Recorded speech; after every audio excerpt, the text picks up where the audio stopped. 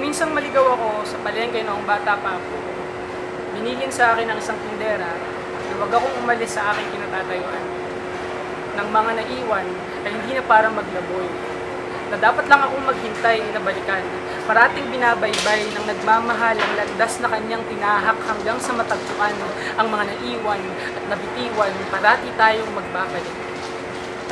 Ilang minuto lang yun at dumating na ang tsahin ko.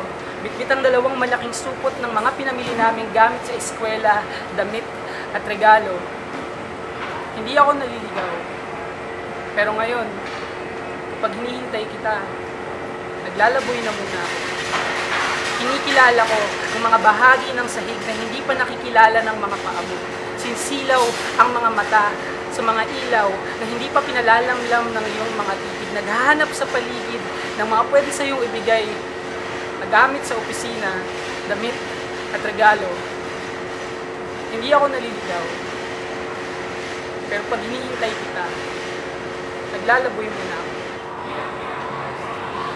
Noong minsang maligaw ako sa palengke noong bata pa ako, binilin sa akin ng isang tindera na huwag akong umalis sa kinatatayuan, na ang mga naiwan ay hindi na para maglaboy. Parating binabaybay ng nagmamahal ang landas na kanyang tinahak hanggang sa matagpuan ang mga naiwan at nabitiwan, parati tayong magbabalik.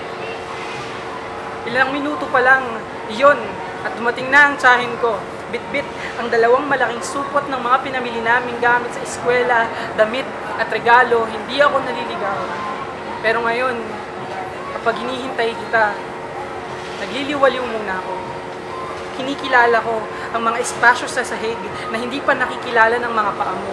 Tumitingin sa paligid ng mga pwede sa iyong ibigay na gamit sa opisina, damit at regalo.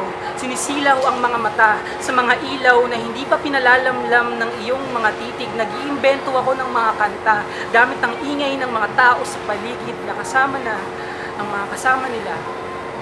Habang ako ay mag-isa pa. Hinihintay pa rin kita.